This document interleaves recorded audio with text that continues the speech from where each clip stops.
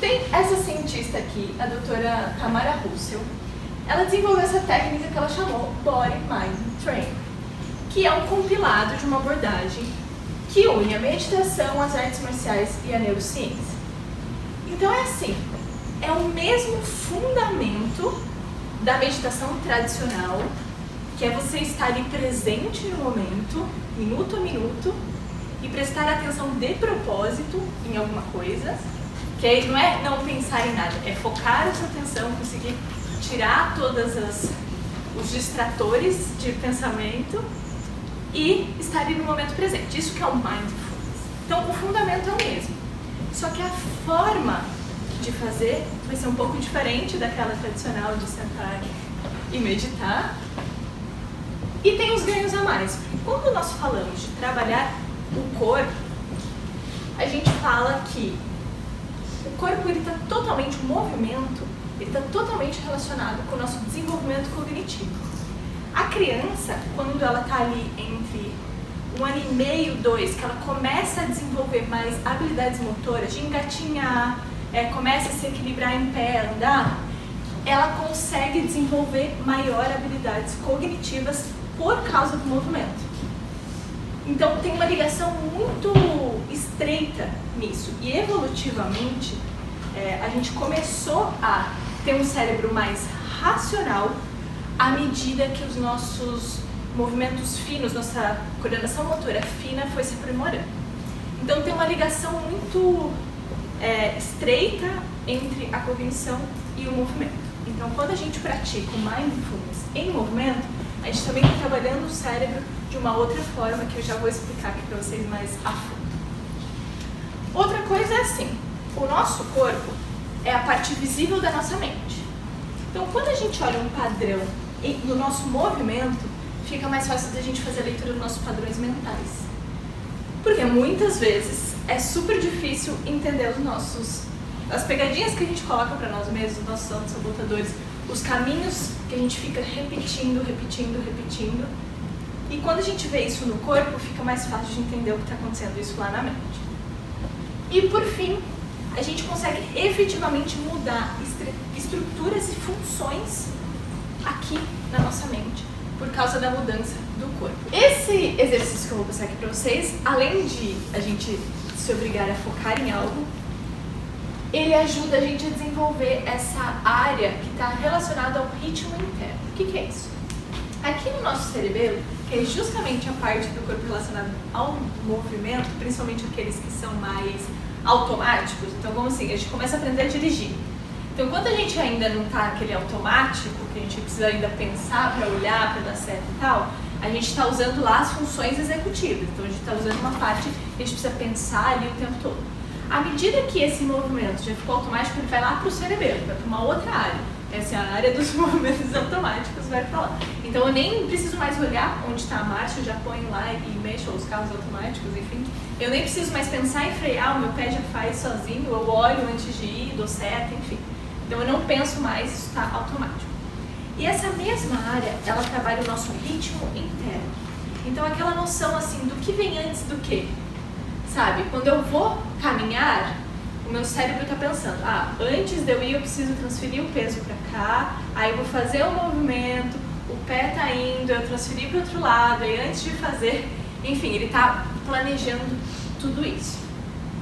Quando a gente desenvolve essa área, a gente fica com o nosso planejamento estratégico muito melhor, para conseguir ver as ações. E outra, de uma forma mais harmônica. Porque a gente consegue entender já de uma forma automática o caminho que eu preciso fazer. É quase como se eu estivesse programando aquilo que eu vou fazer. Então, vou sugerir que vocês se levantem, por favor. E aí eu planejo melhor as minhas falas, as minhas ações, os meus pensamentos, tudo isso. A ideia é a gente se espreguiçar, levantar, dar uma mexida no pescoço, assim. Só que assim, não é só isso. É isso, só que qual é a ideia? Vocês fazerem um movimento o mais lento que vocês conseguirem. Então, sabe a natureza, uma árvore, que ela está o tempo todo crescendo, só que é tão lento o movimento que a gente chega a não ver. Então é tentar fazer esse movimento o mais lento possível. Claro que a gente não vai conseguir fazer que nem a árvore, sem que os outros percebam. Mas qual é o treino? Quando a gente se obriga a fazer isso mais lento, a gente começa a primeiro, vai dar uma chuva de ansiedade. E aí depois da ansiedade, quanto mais a gente consegue ir dominando isso e continuar o movimento lento, mais a gente vai ensinando o próprio cérebro a lidar com a ansiedade. Então a segurar, independente de quão ansiosa eu estou nesse momento, eu vou fazer ele lento. Então quanto não importa a ansiedade que eu tô, eu não vou ficar que nem uma louca assim, fazendo as coisas, estralando o dedo, roendo a unha e tal. Porque eu já criei esse próprio domínio, eu ensinei o cérebro a lidar. E eu começo a desativar esses gatilhos mesmo de luta ou fuga lá no cérebro de quando a gente está super ansioso. Então assim, movimento livre, gente. Despreguiçar, despreguiçar, rodar a cabeça. Mas gente, juro, o mais lento que vocês conseguirem, tá? Esse é o desafio, beleza? Então, à vontade. Respira.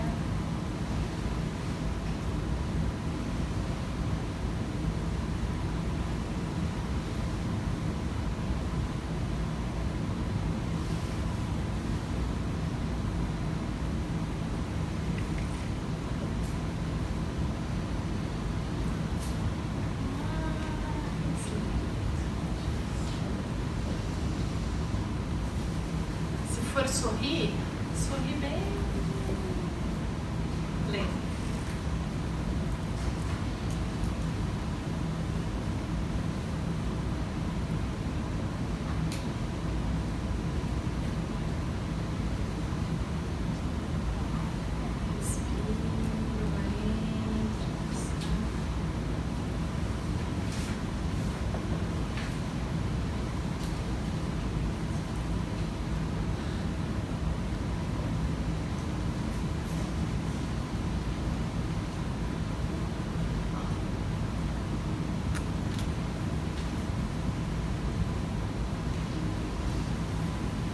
Aconteceu comigo que eu tava aqui fazendo, aí meu cabelo fez assim. Aí eu arrumei e continuei. Aí eu falei, olha o movimento automático.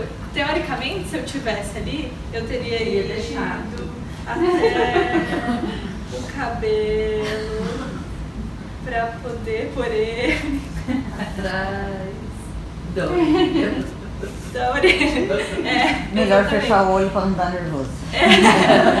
Então. Por isso que aí a gente começa a ver os nossos padrões mesmo, que é muito fácil a gente sair da tensão, de fazer lento e ir pro automático. E no corpo isso fica muito evidente. Porque às vezes é mais fácil a gente pegar alguma estratégia tipo essa e que força você estar exatamente, vai auxiliando aí isso ser cada vez, né, no dia a dia mesmo, nas outras ações, do que às vezes só sentar, parar, ou fechar o olho, só respirar. E isso a gente pode fazer o tempo todo. Então, sei lá, tô em casa e aí eu vou pegar um copo ali de água pra beber. Aí eu... Brincadeira, mas é verdade. Porque se a gente pega pequenos momentos do dia, assim, na nossa rotina, isso aqui vai levar o quê? 1 minuto, né? E é um negócio que a gente começa exatamente a ensinar o cérebro a desacelerar. E a gente manter esse presente.